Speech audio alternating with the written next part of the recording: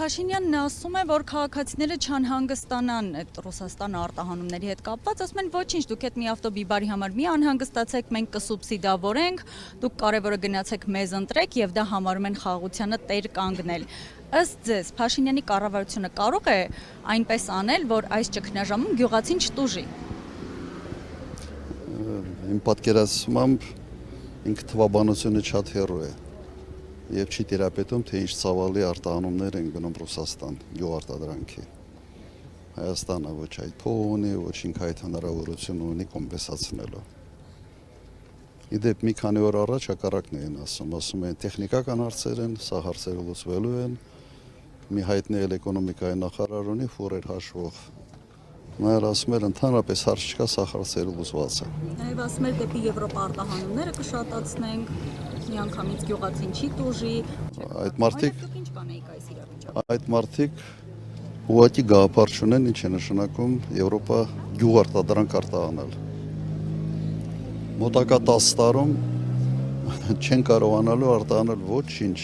Եվրոպա։ Շատ երկար, շատ դժվար ընթացակարգեր են։ Եվ եվրոպացի ֆերմերները ընդհանրապես չեն թողնում, որ որևէ մեկը այսպես մուտք գործի այդ շուկան։ Շատ դժվար հարց է։ Մեդվեդևը նաև ասաց, որ Փաշինյանը ուզում է շարունակել օգտվել ՀԱՏՄ-ի բոլոր բարիքներից, մինչև իրեն կկանչեն, այսպես ասած, ԵՄ։ Շարունակում է օգտվել մեր Ռուսաստանի տված բոլոր հնարավորություններից, գազից, եւ նաև Պեսկովն էլ նշել էր, որ մինչև դեկտեմբեր արդեն պետք է քննարկվի Հայաստանի եւ ՀԱՏՄ-ի հարցը վերջնական կասեցնելու հարցը։ Եթե չեմ սխալվում, այսօր ինձ ուղղակի ուղարկեցին, ասեց, որ իբրև ՀԱՏՄ-ի մյուս անդամ երկրները սատարում են Հայաստանի Եվրոմիության անդամակցին, ոչ թե սատարում են, այլ ասում են կողմնորոշվի, կամ ստեղես կամ ընդեղ։ Ռուսաստանի ասած ուղղակի հետևյալն է,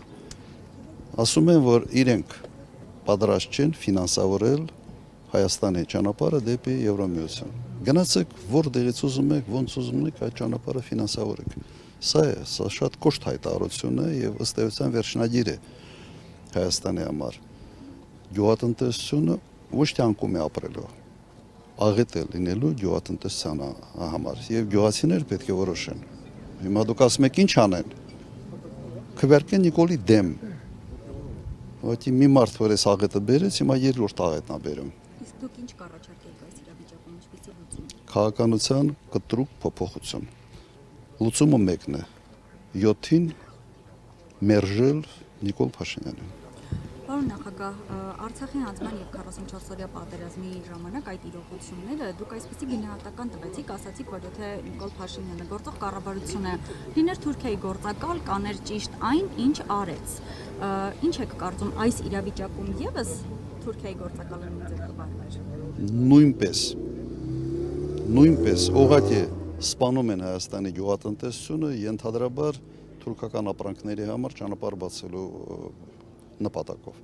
Այլ բացատրություն այս ամենը ուղղակի չկա։ Կամ մարդիկ պետք է իսկապես ինչ-որ մոլուսկով տարապեն անպայման sense հետևից ընկեն մեր ժողովրդի, գյուղացիների կամ իսկապես կատարում են հրահանգ։ Միգուցե ավելի մոտ է հենց երկրորդ տարբերակը։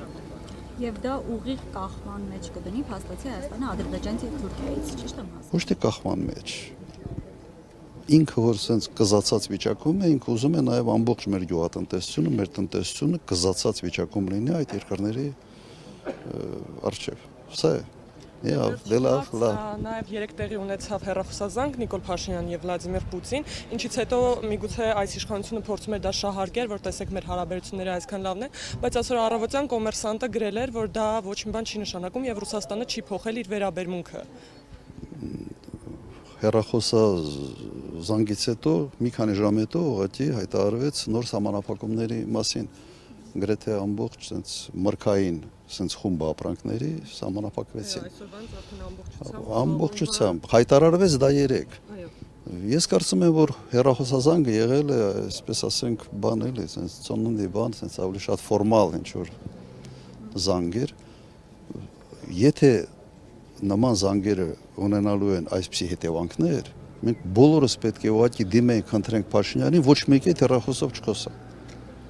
Եթե ամեն հեռախոսազանգ այսպիսի աղետների է բերում, մի խոսա էլ է, հերիք է։